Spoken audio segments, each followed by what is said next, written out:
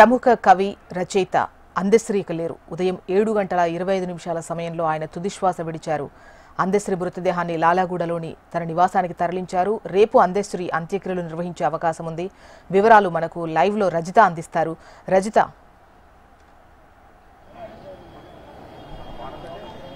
Yes Joshna, మాయమైపోతున్నాడమ్మ మనిషి అన్న ఆ గొంతు మూగబోయింది. ఈరోజు తెల్లవారుజామున తీవ్ర అస్వస్థతకు గురైనటువంటి ప్రముఖ వాగ్గేయకారుడు అందశ్రీ తుదిశ్వాస విడిచారు.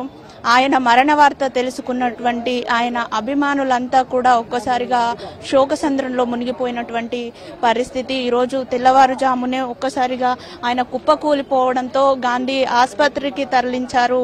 ఈ లోపలనే ఆయన మరణించినట్లు కూడా వైద్యులు ధృవీకరించారు. అయితే అభిమానుల సందర్శనార్థం ఆయన పార్థివ దేహాన్ని లాలాపేటలోని జయశంకర్ స్టేడియంలో అయితే ఉంచారు.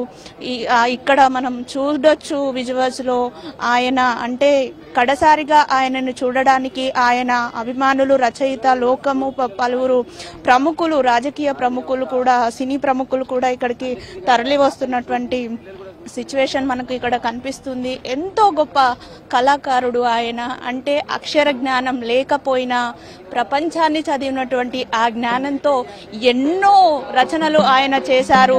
సామాజిక స్పృహ కలిగినటువంటి ఒక గొప్ప రచయిత ఈరోజు తమ మధ్య లేకపోవడం పట్ల రచయిత లోకమంతా కూడా తీవ్రమైనటువంటి శోక సముద్రంలో మునిగిపోయినటువంటి పరిస్థితి.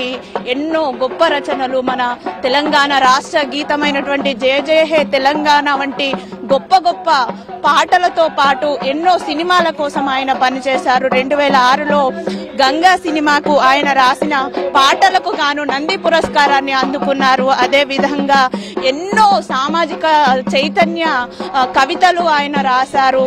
ఎంతో మందికి స్ఫూర్తినిచ్చే విధంగా తొలి దశ తెలంగాణ ఉద్యమాల్లో ఆయన పాటలతో ప్రజల్లో ఎంతో చైతన్యాన్ని తీసుకొచ్చినటువంటి గొప్ప వాగ్గేయకారుడు ఆయన.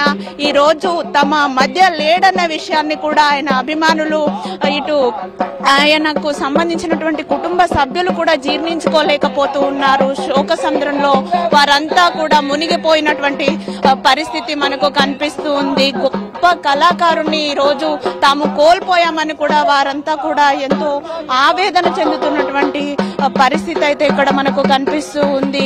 ఇక్కడికి భారీ ఎత్తున ఉదయం నుంచి కూడా రాజకీయ ప్రముఖులు, రచయితలు అందరూ కూడా తరలి వచ్చి అందశ్రీ మృతదేహానికి నివాళులు అర్పిస్తున్నారు. జనగామ జిల్లా రేవర్తి గ్రామంలో ఒక నిరుపేద కుటుంబంలో పుట్టినటువంటి కళాకారుడు ఆయన. అక్షర జ్ఞానం లేకపోయినా కూడా ప్రపంచాన్ని చదివినటువంటి కళాకారుడు. ప్రపంచం నుండి పాఠాలు నేర్చుకొని ఆ నేర్చుకున్న పాఠాలని ఆయన కవితలుగా, పాటలుగా రాసి ఎంతో మందికి స్ఫూర్తిదాయకంగా నిలిచినటువంటి గొప్ప కళాకారుడు.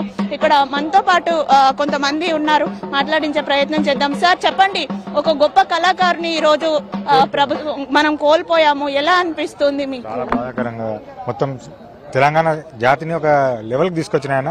లేకపోతే అందరు పబ్లిక్ అంతా ఇంత దుఃఖ సముద్రంలో ఉన్నారో చూస్తున్నారు మీరు కూడా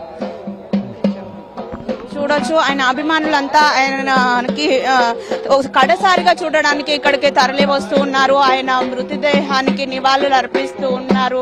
ఎన్నో గొప్ప గొప్ప రచనలు చేసినటువంటి గాయకుడు ఆయన. ఎన్నో కష్టాలు, ఆయన చిన్ననాటి నుంచి కూడా తల్లిదండ్రులు లేకపోయినా కూడా ఒక అనాథగా పెరిగినటువంటి ఆయన జీవితం మీద విరక్తితో ఒకప్పుడు చనిపోదామని నిర్ణయం తీసుకున్న వ్యక్తి. కానీ ఈ ప్రపంచాన్ని చదివినటువంటి ఆ వ్యక్తి ఆయన తన రచనలతో ఈ ప్రపంచాన్ని మేల్కొల్పాలి, తానే అందరికీ ఒక స్ఫూర్తిగా నిలవాలి అని తిరిగి తన రచన ప్రపంచంలోకి వచ్చి ప్రజల్లో చైతన్యం కలిగించేటువంటి ఎన్నో రచనలు చేశారు. ఆ రచనలతో సమాజ చైతన్యానికి ఒక పునాది వేశారు.